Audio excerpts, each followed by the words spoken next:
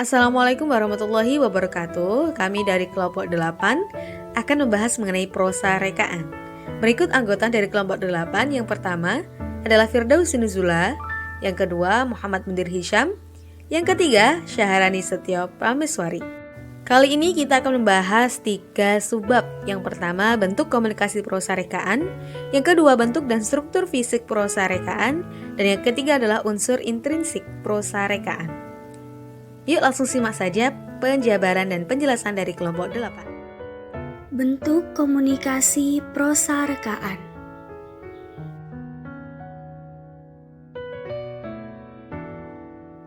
Prosa rekaan adalah salah satu bentuk komunikasi.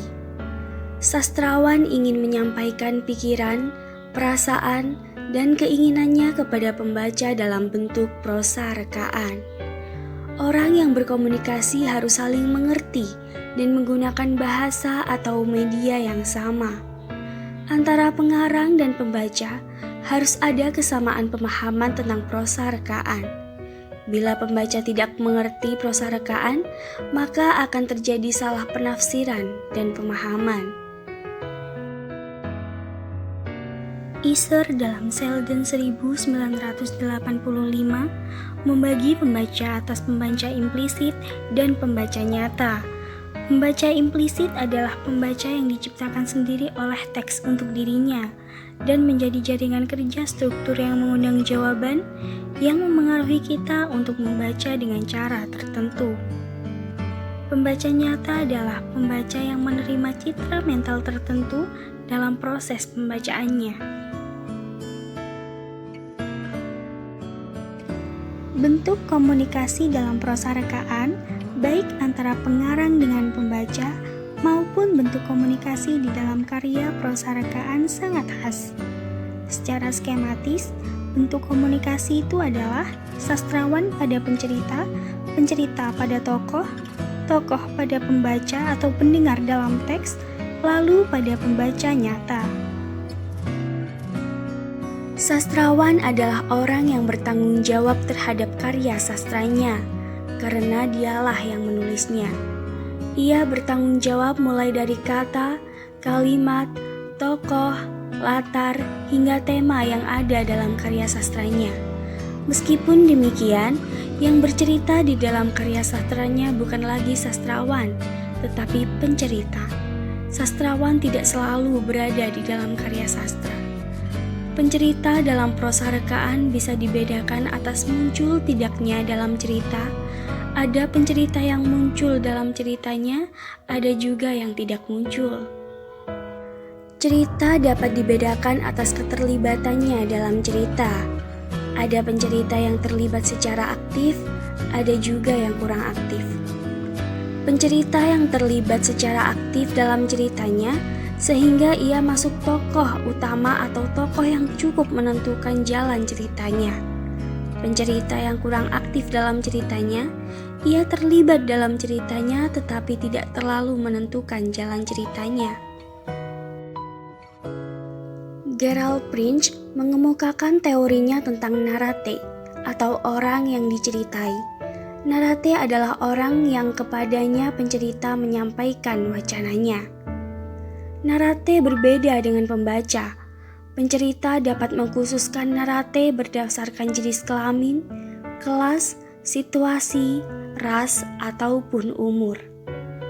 Prince juga membedakan narate dengan pembaca yang sebenarnya atau pembaca yang dipikirkan penulis ketika mengembangkan ceritanya dan pembaca ideal atau pembaca sempurna berwawasan dan mengerti setiap gerak penulis.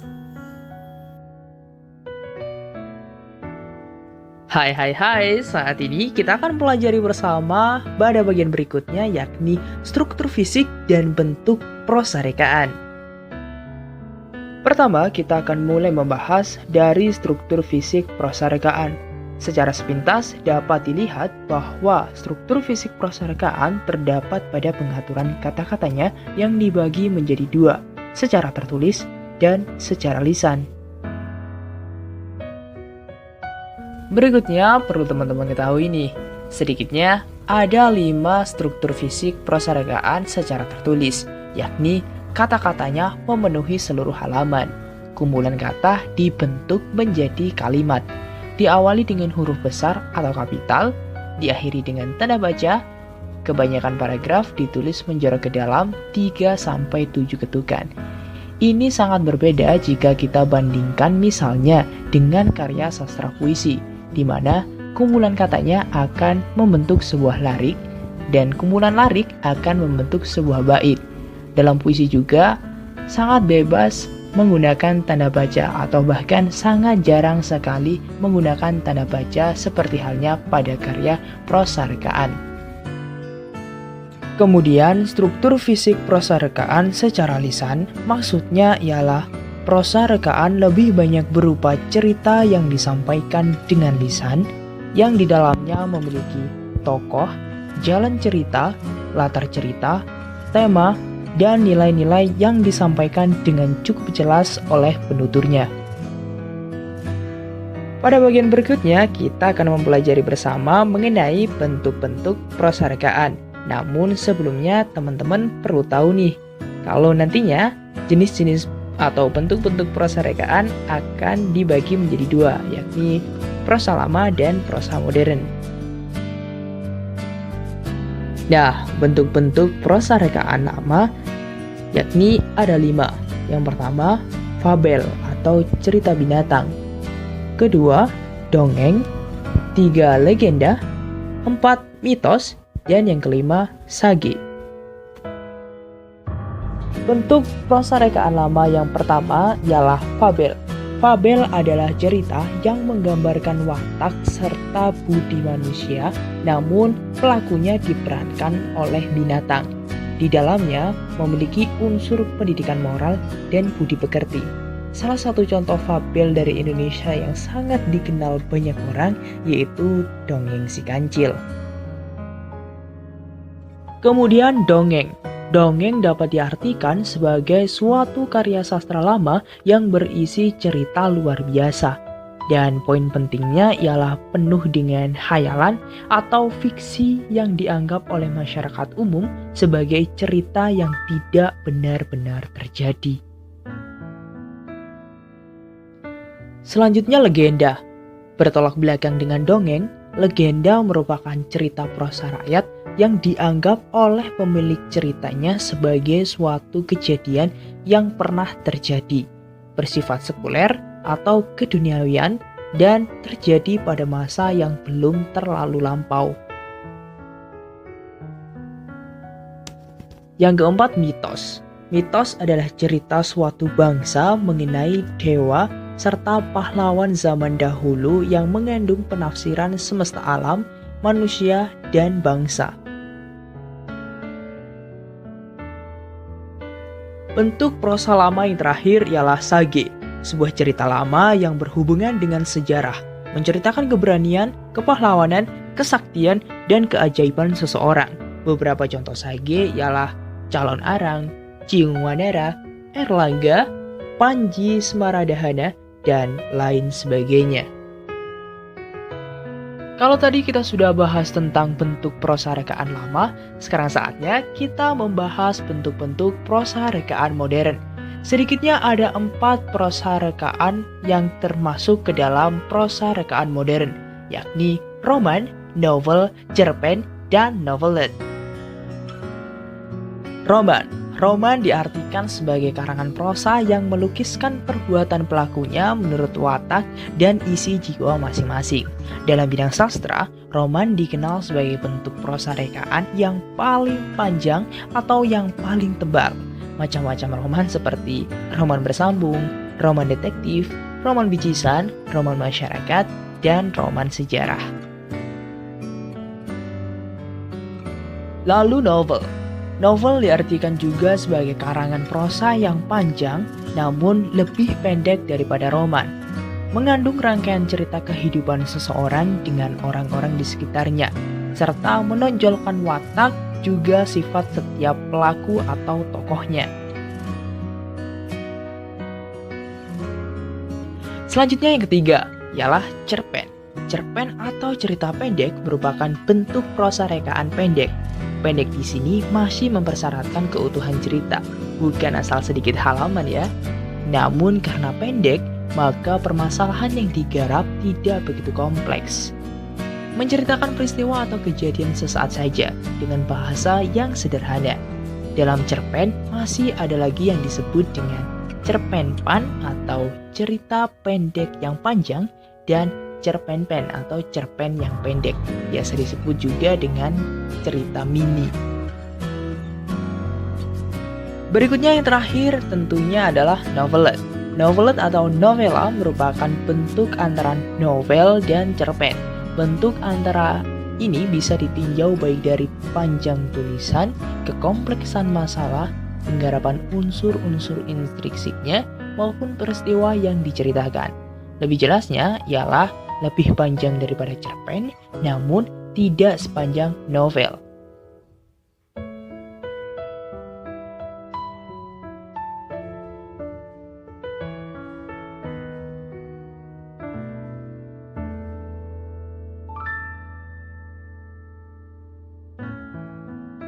Selanjutnya adalah unsur intrinsik prosa rekaan. Sebelumnya, kita harus tahu dulu nih, apa sih unsur intrinsik? Ya, unsur intrinsik merupakan unsur-unsur dalam atau merupakan unsur utama yang membangun utuhnya sebuah tulisan. Secara umum, para ahli membagi unsur intrinsik prosa rekaan terdiri dari tokoh, watak dan penokohan, latar cerita atau setting, sudut pandang, gaya bahasa, alur atau plot, dan tema, serta amanat. Namun kali ini ada penambahan nih, yaitu gaya penceritaan. Yuk kita awali belajar mengenai unsur intrinsik prosa rekaan, diawali dengan tokoh, watak, dan penokohan. Tokoh, yaitu pelaku yang mengemban peristiwa dalam cerita rekaan, sehingga peristiwa itu menjalin suatu cerita. Watak merupakan suatu sikap yang dimiliki oleh tokoh di dalam cerita rekaan. Kalau penokohan, itu merupakan pelukisan gambaran yang jelas tentang seseorang yang ditampilkan dalam sebuah cerita. Ditinjau dari peranan, tokoh dibagi menjadi 3, yaitu tokoh utama, tokoh bawahan, dan tokoh tambahan. Ditinjau dari perkembangan kepribadian, tokoh juga dibagi menjadi 2, yaitu tokoh dinamis dan tokoh statis. Tokoh dinamis adalah tokoh kepribadian selalu berkembang, sedangkan tokoh statis adalah tokoh dengan kepribadian tetap. Ditinjau dari masalah yang dihadapi, tokoh dibagi menjadi 2, yaitu tokoh karakter sederhana dengan tokoh karakter kompleks. Tokoh dengan karakter sederhana adalah tokoh yang hanya mempunyai karakter seragam atau tunggal. Sedangkan tokoh kompleks itu adalah tokoh yang mempunyai kepribadian yang kompleks. Misalnya, tokoh yang di mata masyarakat dikenal sebagai orang yang dermawan, pembela kaum miskin, berusaha mengentaskan kemiskinan, ternyata ia juga menjadi bandar judi. Lalu ditinjau dari watak, tokoh dibagi menjadi 2, yaitu antagonis atau jahat, serta protagonis atau baik.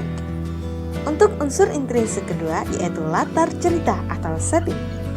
Latar cerita secara umum berisi mengenai tempat, waktu, dan juga suasana cerita. Ternyata latar cerita mempunyai kegunaan sendiri loh bagi sastrawan dan pembaca. Bagi sastrawan, latar cerita digunakan untuk 1. Mengembangkan cerita, 2. Penjelas tentang tempat, waktu, dan suasana, serta simbol atau lambang bagi peristiwa yang telah, akan, atau sedang terjadi. Bagi pembaca, latar cerita digunakan untuk membantu membayangkan tentang tempat, waktu, dan suasana yang dialami tokoh, serta membantu dalam memahami watak tokoh, suasana cerita, alur, maupun dalam mewujudkan tema suatu cerita.